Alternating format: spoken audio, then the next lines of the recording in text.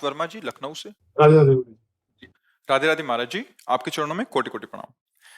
गुरु जी, मैं आपको अपना गुरु मानता हूँ। महाराज जी, मैं एक छात्र हूँ, लॉ की पढ़ाई कर रहा हूँ। क्या मेरा कर्म यही है या कुछ और है? हमें कैसे पता चलेगा कि हमारा कर्म क्या है? और क्या बहुत सारा धन कमाने वाला व्यक्ति ही सफल कहलाता है? और या क्या कामयाब? आपने ऐसा कैसे मान लिया कि धन ही सफलता है? ऐसा कैसे मान लिया धन सफलता है? ये तो फिर ठीक नहीं, फिर तो आप गलत जगह आ गए।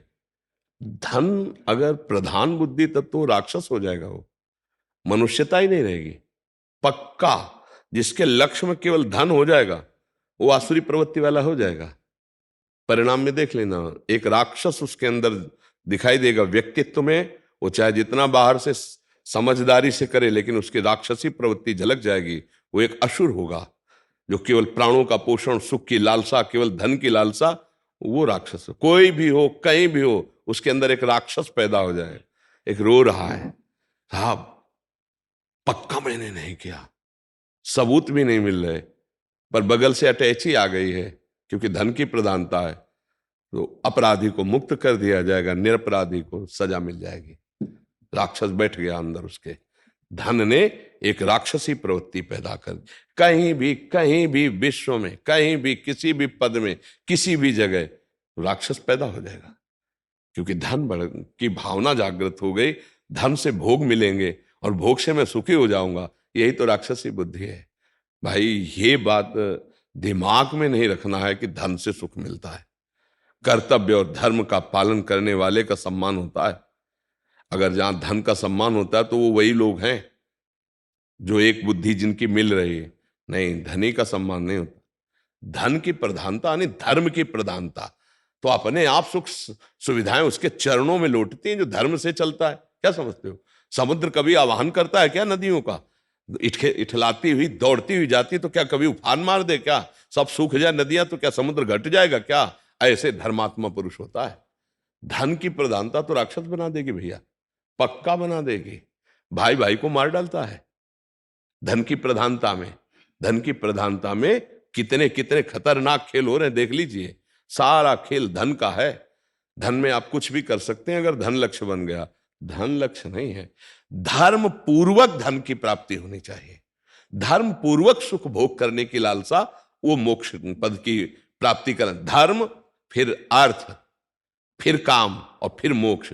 मोक्ष और धर्म के बीच में अर्थ और काम को रखा गया शास्त्र में। क्यों? धर्म पूर्वक अर्थ कमाओ और मोक्षाभिलाषी होकर धर्म पूर्वक भोगो तो तुम्हारी कामना तुम्हें बांधेगी नहीं। नहीं तो ऐसे तो सब बावरे हैं। धन के लिए तो सब बावरे हैं। कैसे मिले? बस जैसे मिले। फिर ये ठीक नहीं, फिर ये तो, फिर तो गलत जगह प्रश्न हो गया। धन को, धनवान को तुम सुखी समझते हो? क्या सुख तुम देखते हो? वो व्यभिचारी, वो नाना प्रकार के व्यसनों में फंसा हुआ, नाना प्रकार की शोक, चिंता और धन की जलन में जल रहा है, तुम उसे सुखी कहते हो? तुमने कितने धनियों को देखा है चिंता, शोक, अशांति बिना भगवान के चरणों का आश्रय लिए नष्ट नहीं हो सकती। चाहे कुबेर जैसा धनवान हो तो भी शांति नहीं मिल सकती कभी भी, कदापि। किसी को ये भ्रम तो छोड़ दो कि धन हो जाएगा तुम सुखी हो जाओगे, तुम शांत हो जाओगे।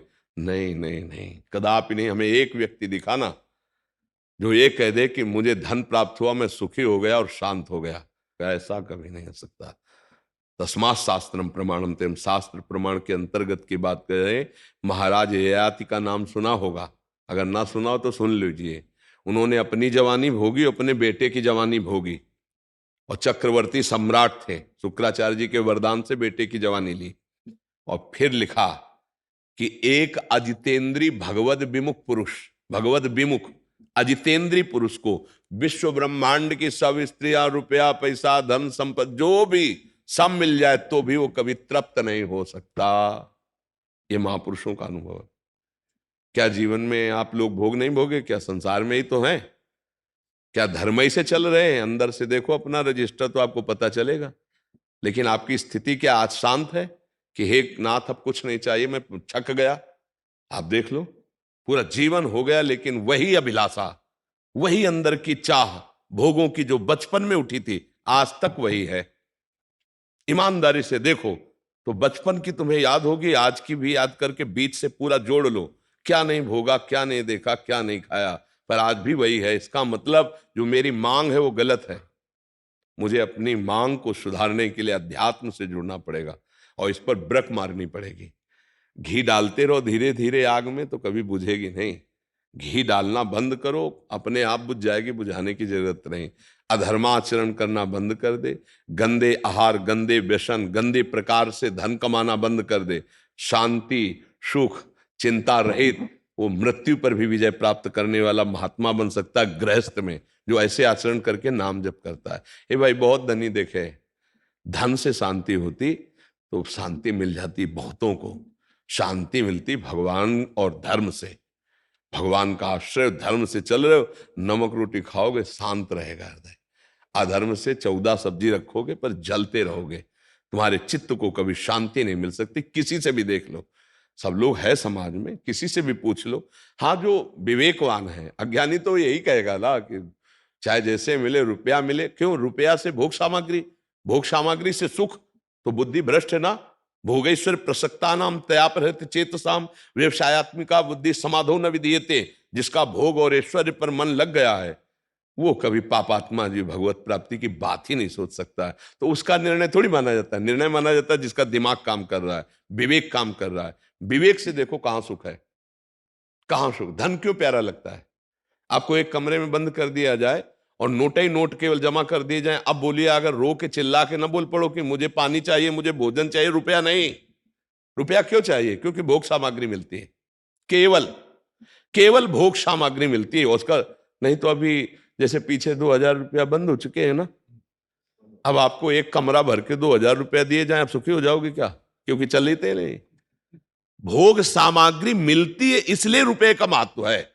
भोग सामग्री क्यों? क्योंकि उससे हमें सुख मिलेगा। यही भ्रम हमको फंसा करके नष्ट कर रहा है। किसको सुख मिला भोगों से? सब आप लोग बैठे हो, गृहस्थ हो, आपको त्यागी तपस्वी थोड़ी कि आजीवन लंगोटी लगा के घूमते रहे, तो आप क्या जानो भोगों में क्या सुख है। आप देख लो, वही हलचल मन में, वही चंचलता, वही मन भोगना चाहता है बार बार और खोजना चाहता है सुख, है सुख। इस शरीर में नहीं, इस शरीर में, इस भोग में नहीं, इस भोग। पकड़ो ना इसकी चाल को। 40 वर्ष, 50 वर्ष, 60 वर्ष, 70 वर्ष आपको भोगते हो गए, लेकिन कहीं विश्राम नहीं मिला। एक बार तो निकल जाता कि हे नाथ, जैसे केवट बोला प्रभु के चरणों को धोके, अब कछु नाथ न चाहे मोरे। ये बोलो, कोई बोले विश्व में, तभी बोलेगा जब नाम जब चल रहा है, भगवान से जुड़ा है तो बोल सकता है। भोगों से जुड़ा हुआ वो नहीं बोल। धन का कोई महत्व नहीं। धन का महत्व है कि उससे भोग मिलते हैं। भोगों का इसलिए महत्व है कि हमें अज्ञान से ये पता चल गया, हमारी बुद्धि ने बता दिया कि भोग भोगने से सुख मिलता है। लेकिन किसको है सुख? सब भोगे तो भोग रहे है किसको सुख? आप महात्माओं को क्यों नमस्कार करते हैं? कौन सी खास बात है? जो पंच भौतिक शरीर आपका वो उनका, जो आप भगवान के अंश हो उनके अंश। केवल इस बात के लिए नमस्कार करते हो कि मैं जहां फिसल गया भोगों में वहां तुम निकल गए। बस इसी बात के लिए संतों को नमस्कार करते हैं कि नहीं? संतों को प्रणाम क्यों करते भाई? इसी बात का तो कहीं ना कहीं तुम्हारे अंदर भोग त्याग का महत्व है कि नहीं है, तभी तो प्रणाम करते हो। नहीं, खास बात क्या है? अरे भाई, बड़ा अधिकारी होता तो सलूट मारी जाती है, लेकिन लेट के पूरा घुटने टेक के पूरा प्रणाम करने की जो पद्धति है वो किसी अधिकारी को नहीं है।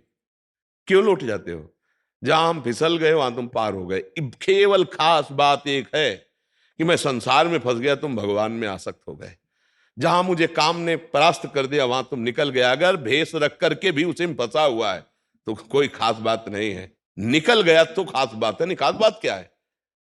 बोलना। अरे एक से एक बहुत विद्वान, एक से एक पढ़े लिखे हैं, एक से एक वैज्ञानिक है। बुद्धि की प्रवीणता को हम थोड़ी नमस्कार करते हैं, हम आचरण को नमस्कार करते हैं। कि जहां काम ने, क्रोध ने, लोभ ने, मोह ने मुझे परास्त कर दिया वहां तुम निकल गए, इसलिए तुम्हारी जय।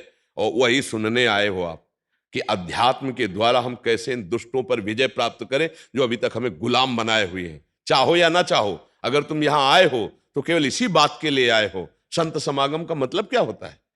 कि हम अपने दुर्गुण, दुराचार, दुर्विचारों पर विजय प्राप्त करें जो हमें अभी तक परास्त करते रहे। खास बात समझिए, अगर धन में महत्व बुद्धि रही तो भोग में महत्व बुद्धि है, भोग में महत्व बुद्धि है तो बुद्धि भ्रष्ट है।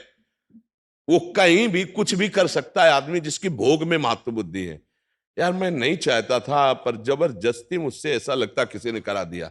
वही भोग की चाह, जो नहीं होना चाहिए था वो कर्म जब बनता है तो खुद आदमी कहता है कि मैं दंड भोगना चाहता हूं, मैं चाहता नहीं था। तुम्हारे अंदर भोग की चाह थी, उस चाह ने पाप कर्म करा दिया। नहीं, जबरदस्ती कोई कैसे करा सकता है? भोग की चाह, जहां हम जिसके चरण छूते हैं उन पर हमारी गलत दृष्टि हो जाएगी। भोग की चाह, इसी को मिटाने के लिए अध्यात्म है। धर्म पूर्वक भोग भोगो और उस चाह को रौंद दो, मिटा दो जो तुम्हें अधर्माचरण पापाचरण कराती है। तो भगवत प्राप्ति इसी जन्म में हो जाएगी, इसी जन्म में परमानंद की। नहीं तो ठीक है, अभी ओपन नहीं हो रहा आपका कर्म, इसलिए आप सफल हो, पुण्य कर्म आपका काम दे रहा है। जब वो ओपन होगा तो मिट्टी में मिल जाओगे। आप देख लो, अपने भारत ही में देख लो, भारत में देख लो, हर उदाहरण आपको यहां मिलेगा। ऐसे चमके और ऐसे फ्यूज हो गए कर्म। हम कहते दीपक की तरह जलो, हाइलोजन की तरह ना चलो। दीपक की तरह जलो और जलते रहो बहुत काल तक तो सुखी रहोगे। हाइलोजन की तरह एकदम प्रकाशित हुए फ्यूज होकर के गिर गए, किस काम के? पापाचरण करने वाला कभी स्थायी प्रकाशित नहीं हो सकता। थोड़े दिनों के लिए आपको दिखाई देगा सुखी समृद्ध, फिर मिटिया मेट हो जाएगा, क्योंकि पाप कर्म कभी किसी को निरंतर सुखी नहीं रख सकता। थोड़े दिन के लिए उसका, जब तक पुण्य कर्म काम कर रहा है तब तक सुखी रह सकता है। क्यों भाई? इसलिए ये तो विचार हटाई दो कि धन में सुख है। धर्म